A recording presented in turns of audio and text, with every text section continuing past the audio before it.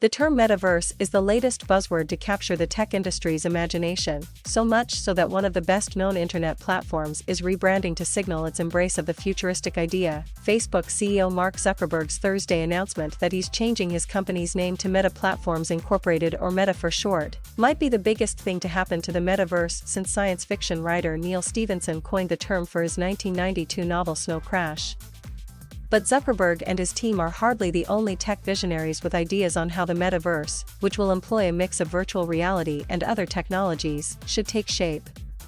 And some who've been thinking about it for a while have concerns about a new world tied to a social media giant that could get access to even more personal data and is accused of failing to stop the proliferation of dangerous misinformation and other online harms that exacerbate real-world problems. Think of it as the internet brought to life, or at least rendered in 3D. Zuckerberg has described it as a virtual environment you can go inside of, instead of just looking at on a screen. Essentially, it's a world of endless, interconnected virtual communities where people can meet, work and play, using virtual reality headsets, augmented reality glasses, smartphone apps or other devices. It also will incorporate other aspects of online life such as shopping and social media, according to Victoria Petrock, an analyst who follows emerging technologies. It's the next evolution of connectivity where all of those things start to come together in a seamless, doppelganger universe. So you're living your virtual life the same way you're living your physical life, she said. Things like go to a virtual concert, take a trip online, view or create artwork and try on or buy digital clothing. The metaverse also could be a game changer for the work from home shift amid the coronavirus pandemic. Instead of seeing co-workers on a video call grid, employees could join them in a virtual office. Facebook has launched meeting software for companies, called Horizon Workrooms, to use with its Oculus VR headsets, though early reviews have not been great. The headsets cost $300 or more, putting the metaverse's most cutting-edge experiences out of reach for many. For those who can afford it, users would be able, through their avatars, to flit between virtual worlds created by different companies. A lot of the metaverse experience is going to be around being able to teleport from one experience to another, Zuckerberg says. Tech companies still have to figure out how to connect their online platforms to each other. Making it work will require competing technology platforms to agree on a set of standards, so there aren't people in the Facebook metaverse and other people in the Microsoft metaverse, Petrock said.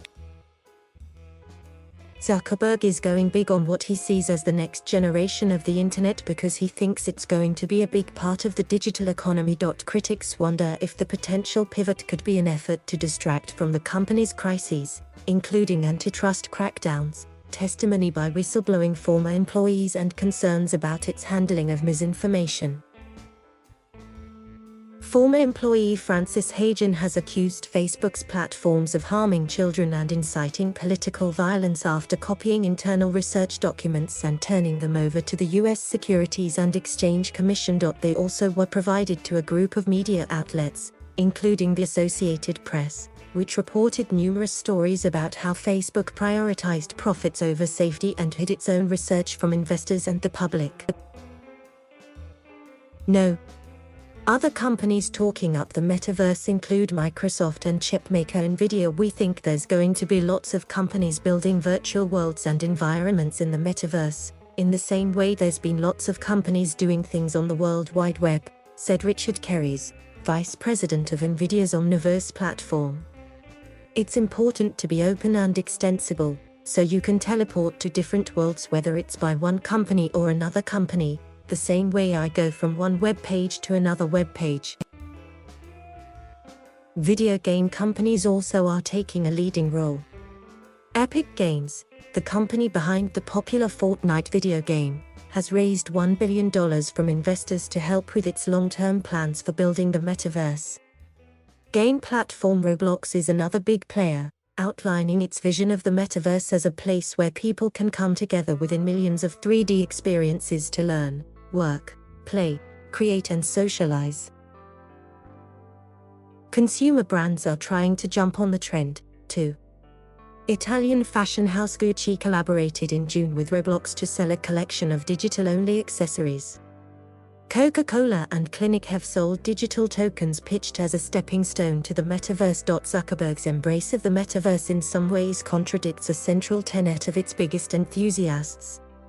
They envision the metaverse as online culture's liberation from tech platforms like Facebook that assumed ownership of people's accounts, photos, posts and playlists and traded off what they gleaned from that data. We want to be able to move around the internet with ease, but we also want to be able to move around the internet in a way we are not tracked and monitored, said venture capitalist Steve Zhang, a managing partner at Kindred Ventures who focuses on cryptocurrency technology. It seems clear that Facebook wants to carry its business model, which is based on using personal data to sell targeted advertising, into the metaverse.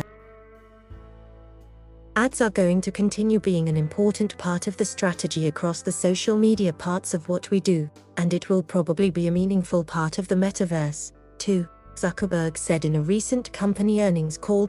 She said she's concerned about Facebook trying to lead the way into a virtual world that could require even more personal data and offer greater potential for abuse and misinformation when it hasn't fixed those problems in its current platforms. This article has been corrected to note that while the Mark Zuckerberg quote in the penultimate paragraph came from a recent company earnings call, it was not the most recent one. Thank you for watching. Please subscribe.